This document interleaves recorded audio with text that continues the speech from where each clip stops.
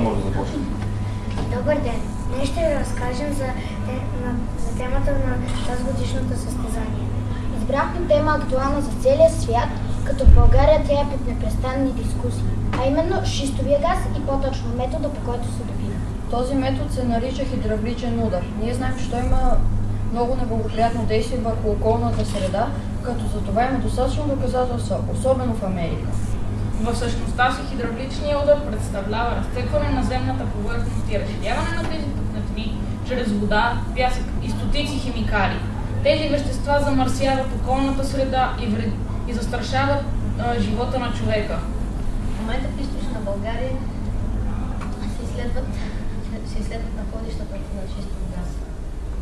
Започна добив, ние сме сигурни, че ще има необратими ефекти, не само върху растения и животни, но и върху хората от този район.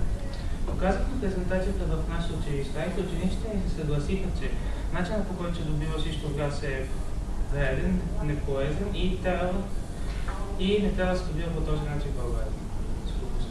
Сега ще ви покажем какво, което изготвихме при нашата планетора.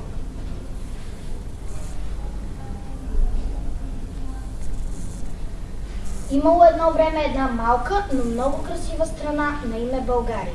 На север в Добруджа, под жаркото слънце, растели златни жита. На юг в Тракия тежки гроздове, навислови на лозята всякъде. А навсякъде виреели плодородни дървета с богат И всичко това е благодарение на кристалната вода, която била в изобилие. Много хора живели близо до прекрасната природа сред зеленина.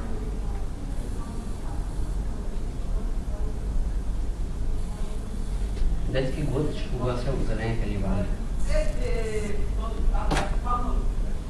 На кристалната вода се радвали не само хората, но и животните.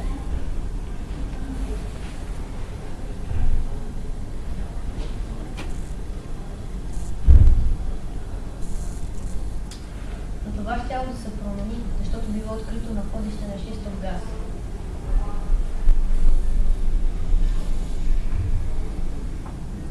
За да го добиват, започнали да инжектират дълбоко в земята вода с повече от 600 химикала. Отпадъците започнали да замърсяват подпочвените води.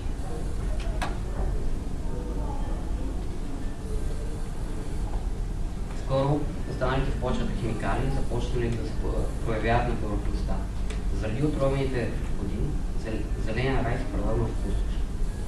Животните вече не може ли да пият от водата, не може ли без водата, нито без растенията, които също се нуждаят от нея. Нямало деца, чието игри да огласяват ливадите, защото вече нямало ливади.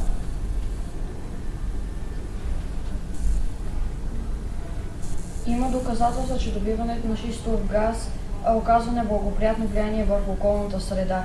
В България не бива да се добива шистов газ, въпреки икономическите ползи. Надяваме се, че сме ви убедили, че това не бива да се случи в нашата година. Благодарим ви за вниманието.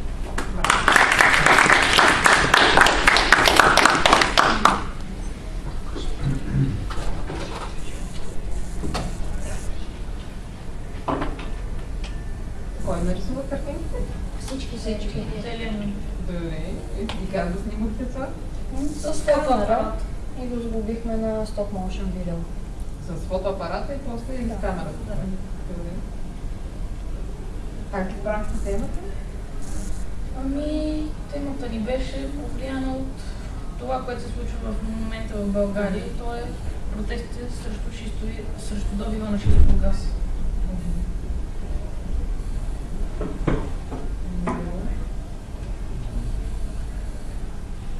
Откъде четахте за това, което ни показахте за 600 химикала, които се инжектират там или колко са метра? В интернет търсихме, в Wikipedia имаше много пъсна информация, в разни сайтове. Освен това гледахме филми. Филмът Крут и Газланд разказват за шистовия газ и за това как той вреди на хората. Да, тези филми, къде се развият събитията? Америка споменахте? Газланд събитието се развива в Америка, а Крут мисля, че в Еквадор.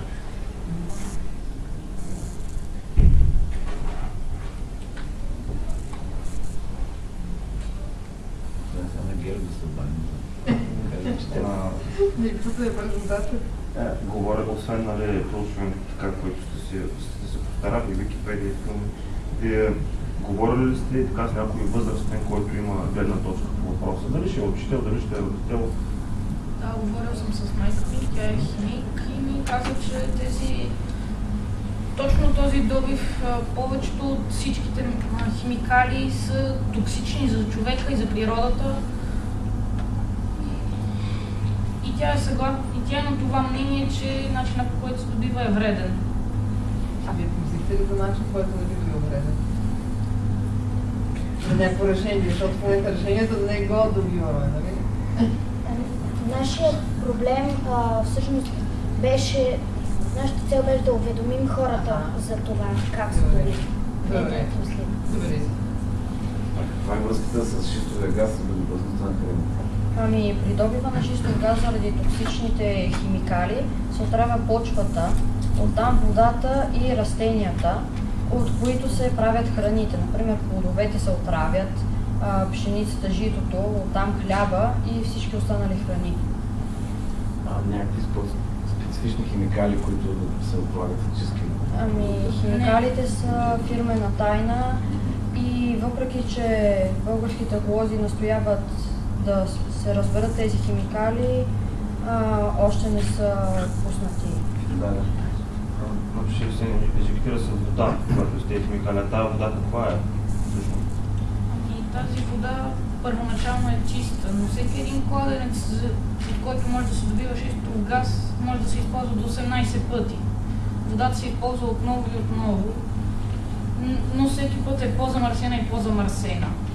И след 18-тия път отиваме да тровим друг кладенец. Така? Да, след като се изразходи.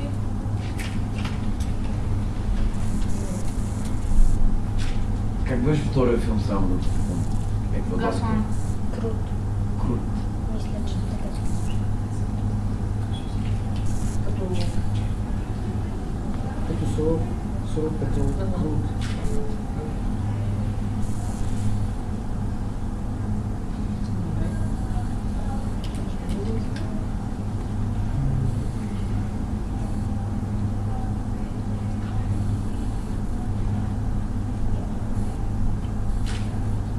Ние качихме клипчето в YouTube преди 4 дни, като вече е събрало около 100 гледания и 13 харесвания. А тия кладенци колко са дълбоки? До 4 км кладенец. 4 км. За едно добиване на шистов газ се изразходват от 1 до 7 милиона галона вода. За всеки път се изразходва такова количество. Да. Това фактически и водата се хаби по това нещо. Да. А вие като разучавате темата, разделите ли си някакви подтеми? Защото гледам, че ми отговаряш се и за водата. Не, че не си запомних името. Това е майка си. Или в смисъл всичко се гледа заедно? Ми е интересно как се разделите. В началото се разделихме, но след като събрахме някаква база информация, се събрахме всички заедно и започнахме да мислим. Добре. Някъде имате ли списък от тези данни, които ви цитирате, нали? 2 до 4 км? Ами, не, нямаме списък. Чели сме ги, запомнили сме ги. Добре. Ако спечелите състезанието, ще може ли да се представите нещата и на английски? Да. Дори вече изготвяме превод на клипът на английски и репликите ни също.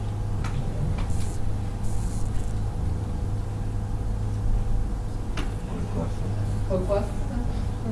Аз съм седми. Аз съм четвърти. Ти си най-малко. Да. И как се сработваш с проблемите? Добре. Дават ли ти да работиш или? Да, аз съм най-напредналия в нашия отбор.